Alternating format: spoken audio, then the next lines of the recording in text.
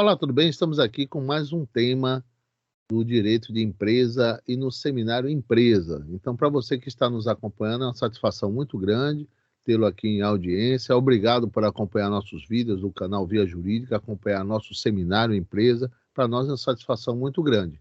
Hoje nós estamos aqui com um colega muito preparado, muito dedicado, que é o professor Nadson Costa Cerqueira. É um querido amigo, é um pesquisador, um investigador assim que estuda com detalhes o que faz.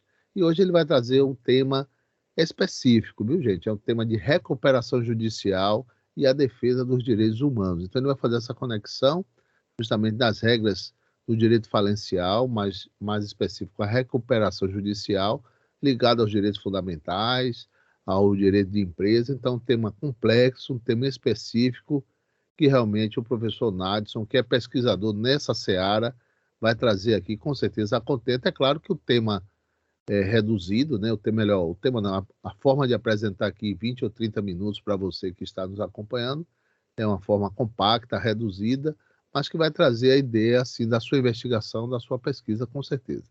Então, sem delongas, eu passo a palavra ao professor Nadson Costa aí para suas expressões. Obrigado, viu, Nadson? Obrigado a você também que está nos acompanhando. Valeu, estamos aqui firmes e fortes. Com vocês, professor Nadson. Valeu.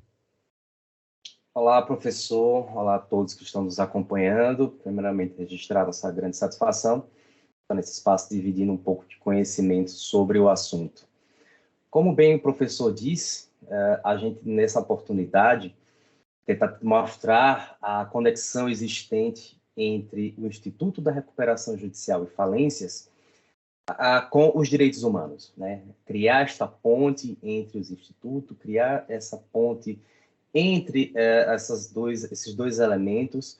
E nossa missão aqui é trazer para a audiência os aspectos que permeiam ambos os institutos, né? Então, qual é a nossa proposta? Nossa proposta é mostrar exatamente como os direitos humanos conversam com os institutos da recuperação judicial e falências. Perceba que, segundo nossa legislação brasileira, extraindo os princípios correlacionados à recuperação judicial, algo de mais importante e algo de mais valioso é realmente compreender que a recuperação judicial ela é a valorização da função social da empresa e a determinação da preservação da empresa, né? O legislador brasileiro, à medida que cria o Instituto da Recuperação Judicial, ele visa exatamente valorizar a manutenção, a preservação da empresa, para que ela, enquanto entidade, enquanto negócio geradora de função social, ela se mantenha no mercado, né? E nesses aspectos, a gente vai perceber mais à frente, essa nossa intenção, demonstrar que a proteção à empresa, a preservação da empresa, ela está intimamente correlacionada aos direitos humanos, né?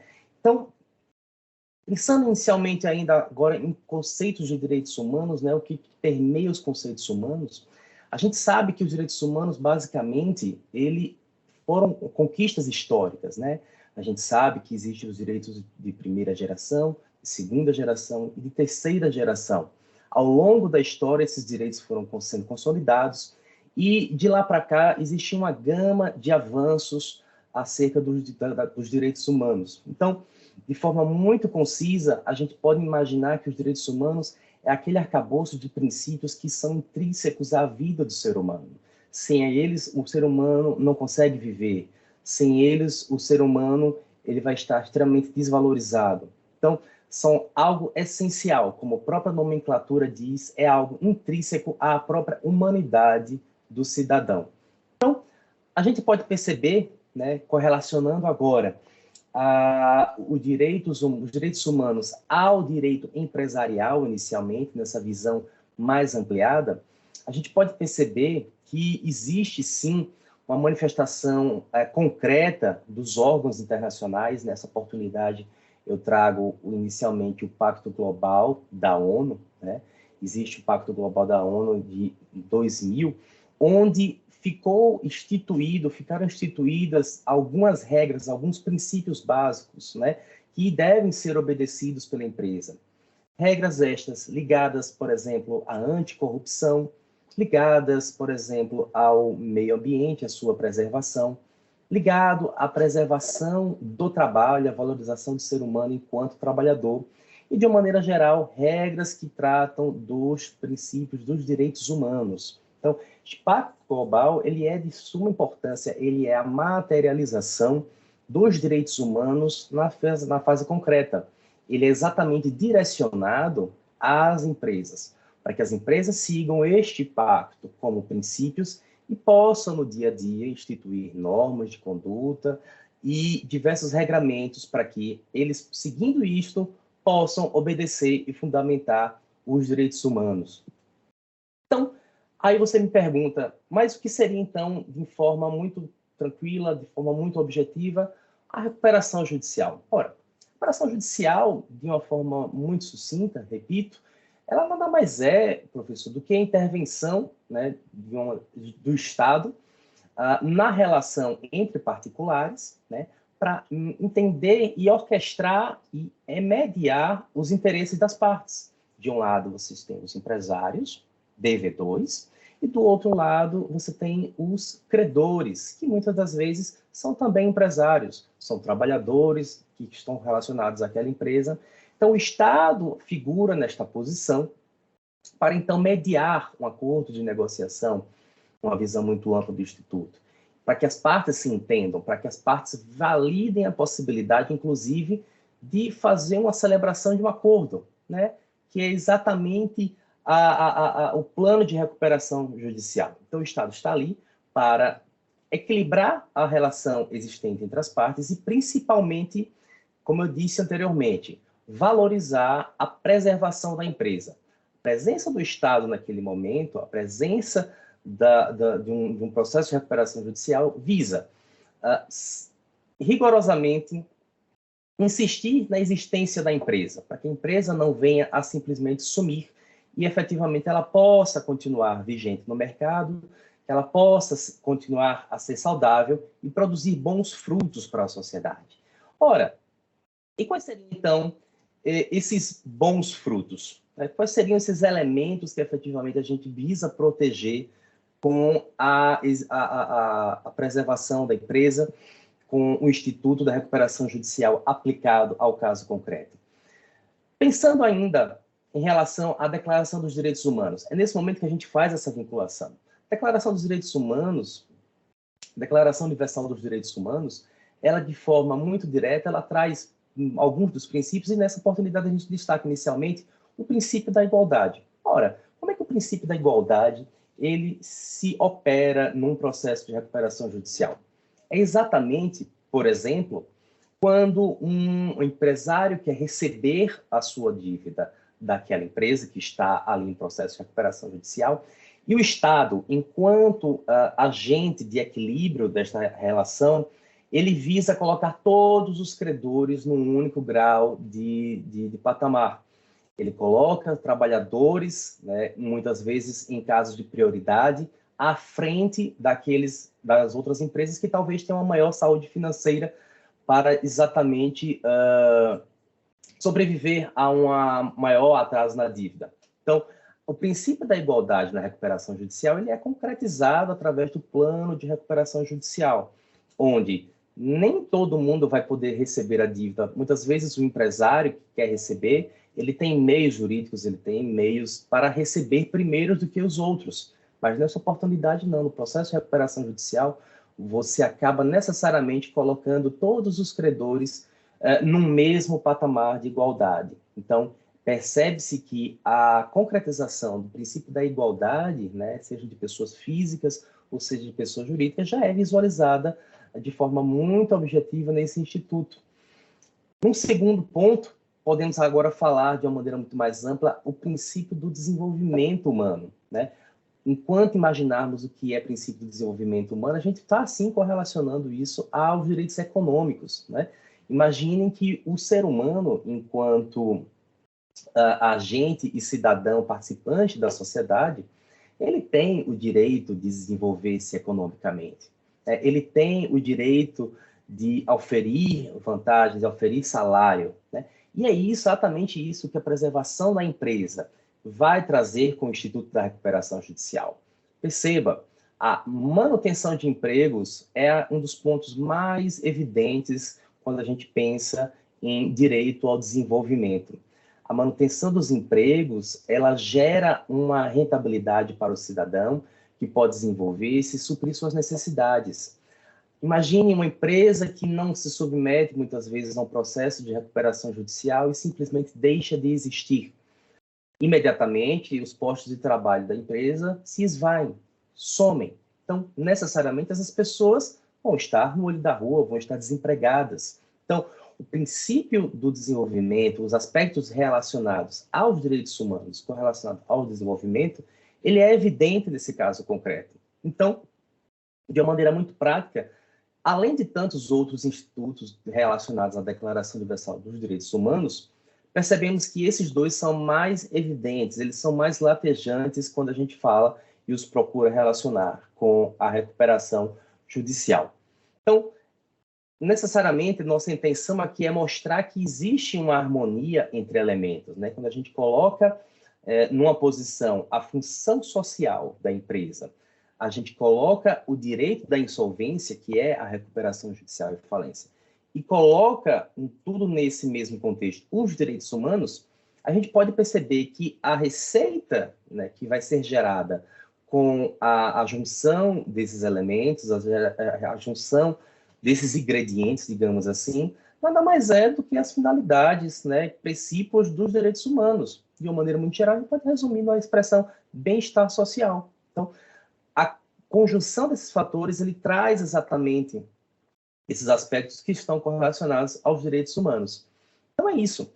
De uma maneira muito rápida, de uma maneira muito simples e objetiva, a gente percebe que existe uma correlação, que existe uma ponte que liga os direitos humanos ao Instituto da Recuperação Judicial, principalmente por esses aspectos que a gente saltou nesta oportunidade. Existem tantos outros aspectos que podem ser destacados, mas que efetivamente, nesta oportunidade, a gente destaca a igualdade, né, por nós estarmos possibilitando que os credores recebam os seus créditos de maneira equânime, né, proporcionando a eles, na mesma assentada, discutir aqueles créditos e receber de maneira justa, da mesma forma que os demais, e ainda na questão do desenvolvimento, do princípio do desenvolvimento, imaginar que a preservação dos postos de trabalho, elas são preponderantes para a correlação entre os direitos humanos e o Instituto da Recuperação Judicial.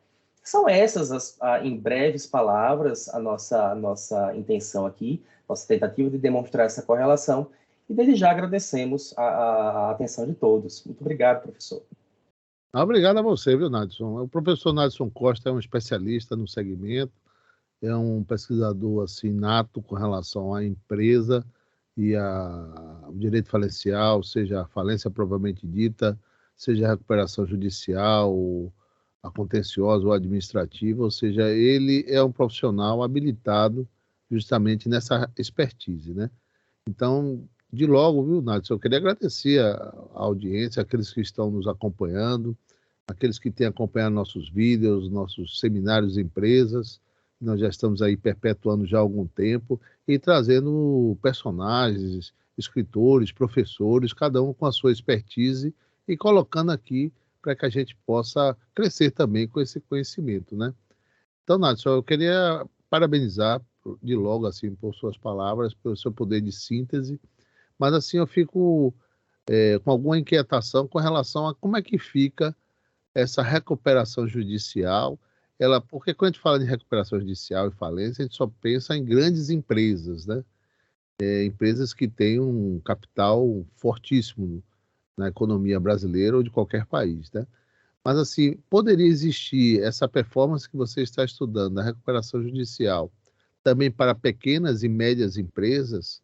E daí como poderia fluir também esses direitos fundamentais, essa aplicação, que você fez uma excelente conexão aí dos direitos fundamentais daqueles credores que disponibilizam, né? Que deveriam dispor do valor que eles têm crédito com relação à empresa, e por isso o Estado assegura essas normas de proteção à atividade empresarial para que honre os seus devedores, né? Inclusive com débitos trabalhistas, e aí está a dignidade daquele e deve e deveria receber o seu crédito trabalhista pelo ponto de vista de vida, de persecução laboral do seu trabalho, e que ele deve receber aquilo que ele tem direito, né?